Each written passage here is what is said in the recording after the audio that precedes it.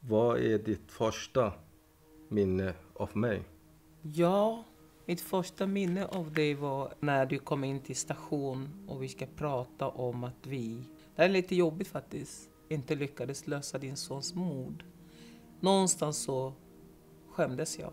Du satt lugn, sansad och förstod det här beskedet att vi har inte löst mordet. Det satte ett avtryck hos mig. Gängvåldet drabbar alla.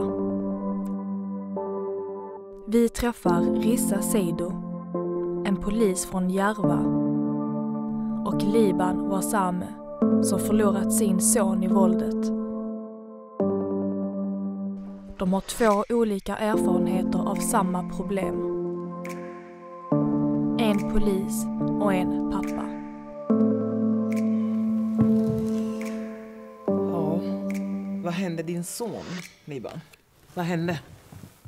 Det som hände den 29 december var att jag sett precis vardagsrummet och hade bland annat tittat lite morgondagens arbete som jag förberedde. Satt framför datorn när jag hörde sirenen. Och jag gick till yttre dörren och öppnade för att ta reda på vad som kan ha hänt. En ung man sa att Liban, din son, kan ha blivit skjuten. Men när jag kom till Tensta centrum så var det delar av centrumet var redan avspärrat och kunde inte få överblick vad som kan ha hänt. Det jag fick höra på plats där var det 3 unga män som 2 barn, nämligen min son var ju då 19 men de andra var ju under 18. Just det. Som blev skottskadade och vi blev ju hänvisade till att åka till Karolinska sjukhuset och där kunde vi inte heller komma in för det rådde coronarestriktionen och covid och ingen fick komma in i sjukhuset. Vi stod tillsammans med andra föräldrar i den kalla och mörka kyla kvällen fram till 04 kommer jag ihåg när det kom ut 2 poliser som visade oss en bild, jag och min fru då, att identifiera. För mig var det ganska jobbigt och svårt eftersom jag har ju stått och varit orolig i flera timmar. Men de poliserna när vi bekräftade, min fru speciellt har bekräftat att ja, men det var ju våran son. Då hela min värld rasade. Saknaden och tomheten kom ju omedelbart. Och många frågor som jag än idag har ingen svar. Varför de har mördat honom, vad han har gjort mot dem, varför.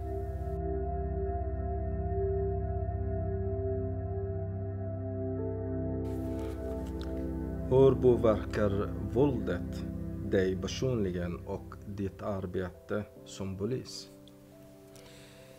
Ja du, det var en ganska svår fråga för att klart det påverkar en både psykiskt, mer psykiskt än fysiskt. Men jag är rädd för det att normalisera våldet, alltså normalisera det här dödandet, att man tycker att om en till, och det gör att man måste någonstans jobba med sina känslor. Man mår dåligt emellanåt. Det gör man ska inte ljuga. Man gör ju det, verkligen. För de flesta ungdomarna i alla fall som har dött i Järva man vet vilka det är. Man känner till föräldrarna. Så det påverkar ens väldigt negativt. Nu ska vi se, det blir för spännande här. Oj. Hur känns det att din sons mord inte är löst ännu? Vi tror att rättsväsendet har gjort allt de har kunnat, utredarna och polismyndigheten. Men jag tror däremot att någon dag kommer att komma svaren och att mordet på min son kommer att lösas. Det har jag hoppet, jag har inte gett upp det. Och vi ska tillägga att han har ingenting med kriminalitet att göra, det vet vi. Att han är inte kriminell. Vi poliser vet om det. Alla vet att han inte har någonting med det här gängkriminalitet att göra. Det var bara, man ska inte säga olyckshändelse, men han var på fel plats och fel tid helt enkelt. Varför tror du att vi ser den här utvecklingen i Sverige? Jag personligen tror att det handlar om misslyckad integration, segregation, socioekonomiska utsatthet, någon form av isolering där människor som kommer hit inte förstår sig på systemet, föräldrar som tappar makt över sina barn, tror att de inte har någon rättighet över barnen. Och sen har vi den narkotikamarknaden som är en faktor. Där folk vill tjäna pengar. Man vill ha status, man vill som alla andra. Man vill bli sedd och hörd. Så det är olika faktorer som ligger bakom. Speciellt när man är i den åldern som ungdomarna är idag. Hjärnan är inte väl utvecklad. Så att man kan inte skilja allting på samhället. Men en del har med systemet vi lever i att göra. En del beror också på oss som är dåligt integrerade i samhället. Så att det finns olika rader förklaringar. Det finns inte bara en sak som är grund till det här. Vad ska samhället göra för att stoppa våldet enligt dig som förälder? Det är en bra fråga. Det är viktigt att alla kan fråga sig själv, vad kan jag göra som individ? Det minsta man kan göra är att gå ut och nattvandra för att öka tryggheten. I sitt eget område? Eller kanske utanför? Även om det är lugnt, även om det har aldrig skett skottlossningen. Men börja att vandra där och ansluta till andra områden och blir det mer och mer. Och det är det som man kan göra det också minsta i sin fritid. Men många pratar om brottsförebyggande arbetet, att det är ett jätteviktigt verktyg för att stävja det här våldet. Men samtidigt, det är en del av det. Jag tycker man ska jobba både brottsförebyggande och repressivt för att det har gått för långt. Alltså. När min son mördades så var det människor som sa till mig att men Liban, kan inte du flytta därifrån?